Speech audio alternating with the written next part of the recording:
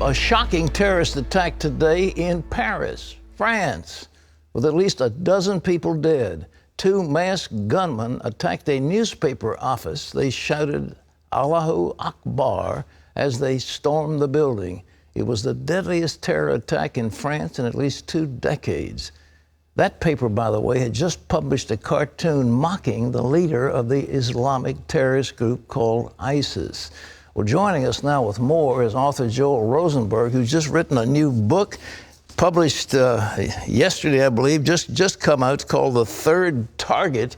And he's talking about what ISIS would do if they got hold of weapons of mass destruction. Joel, thank you for being with us. Great to be with you, Pat. Thank you. What's the deal on this thing in Paris? What do you know about it? Well, the satirical newspaper had been mocking Prophet Muhammad. It had just published a cartoon mocking the leader of the Islamic State, ISIS, Abu Baghdadi.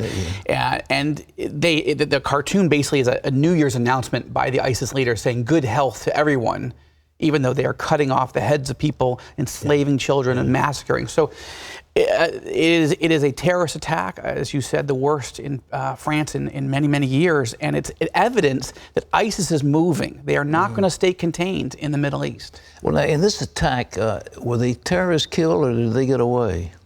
They got away. It's 2, maybe 3. I saw a video this morning of somebody shooting from a rooftop of them jumping in a car and driving off. So the good news is there was video of the car. So there's an all-points bulletin. They're on very heightened alert right now. All right. Now, you've written a book. You've been very prescient in terms of stuff that you've written. The Defense Department wonders if you got an insight into their computers. But The Third Target. How come you wrote this book? Well, The Third Target is really looking at what I thought was the next concern for the West and the United States, and that is ISIS, this Islamic State. Now, when I began writing it, even my publisher had not heard of ISIS, and we all wondered maybe I should write about a fictional terror group. But as I sat down with former CIA Director Jim Woolsey from the Clinton years, former CIA Director Porter Goss from the Bush years, a former head of Mossad, they all said ISIS is what's coming. And if you're going to write a book about the dangers that are coming, it's this Al-Qaeda morphing into something worse.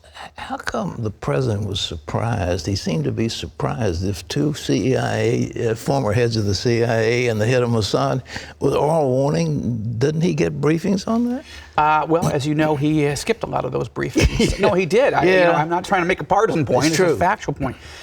Yes, it was a year ago today, January 7th, that he gave an interview, the president gave an interview with The New Yorker. Right. And he said in that interview, which was published a few days later, that ISIS was a JV team. It was not a serious player, and that Al-Qaeda was on the run. I was already deep into writing The Third Target. I knew that was not the case. But I will admit that I didn't expect ISIS to become as big a threat, maybe for another 4 or 5 years. Well, no, they were driving pickup trucks, for heaven's sakes, with machine guns, and they swept over Iraq. It was totally illogical. I couldn't understand it. Well, the story inside The Third Target, again, this is a novel, but it's a novel about a New York Times foreign correspondent who hears a rumor that ISIS has captured chemical weapons inside Syria. So he asks his editor if he can go interview the commander. The editor says no. The reporter goes anyway. And what sets into motion is me being able to take the reader inside this world of ISIS. And ISIS is already trying to bring down the Syrian government. They're already trying to bring down the Iraqi government. So the question becomes, what is the next target? What is the third target? Is it the United States? Is it a European capital?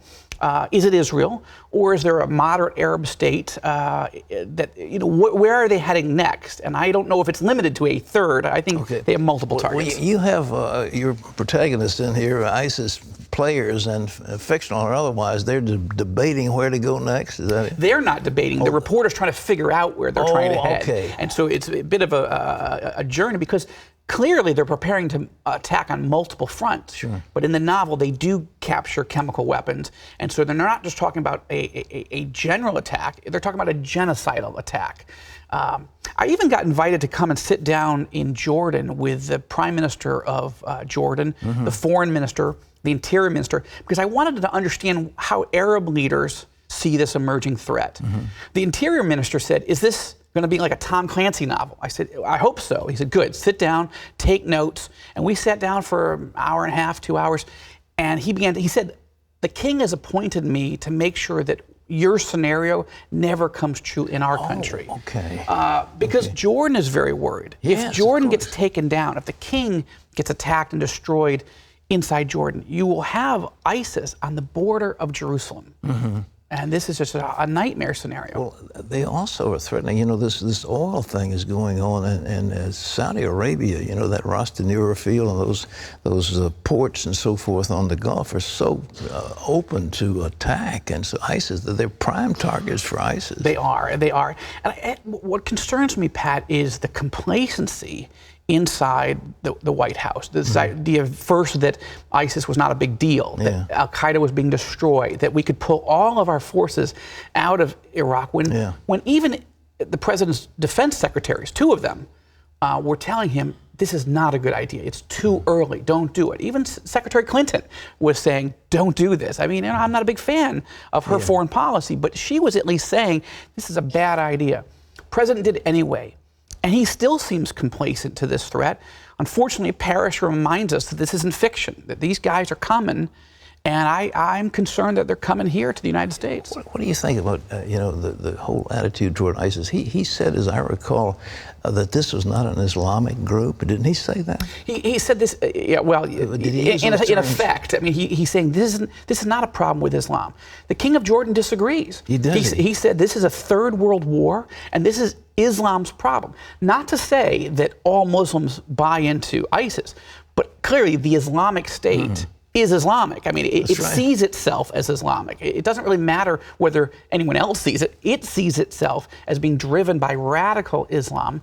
And I think people are getting exhausted by the threat of radical Islam. But as I make a point throughout many of my books, you and I have talked about it, if you misunderstand the nature and threat of evil, you risk being blindsided by it. Yes. And if we get our eye off the ball, Iran is the biggest threat in the region. Sure. Radical Islam trying to build nuclear weapons.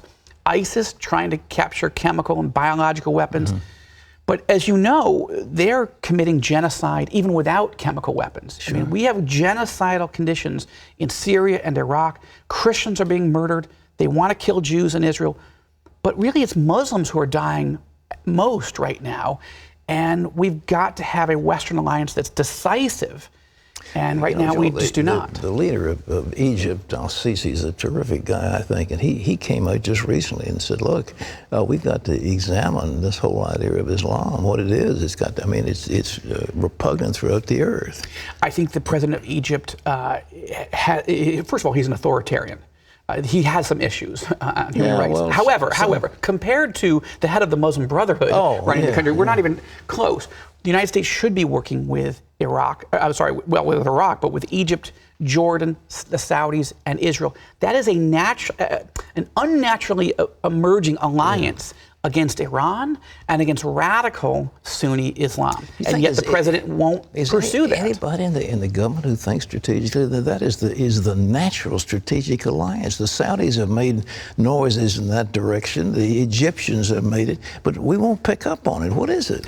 It's the president. I mean, I think if you had different leaders in office, you'd have people saying, look, I know personally that a key member of the Congress sat with El-Sisi, and he told me, I can't name the member of the Congress, but he said, I just sat with El-Sisi. He told me that he's got a better relationship with Prime Minister Netanyahu in Israel than with President Obama. Good. Now I'm glad that relationship is building between Egypt and Israel, but it's something serious when the President of the United States, whoever that would be, doesn't understand who our allies are emerging. Again, we wouldn't have thought the Saudis would be an ally against radical Islam. 19 Saudis hit us on 9/11.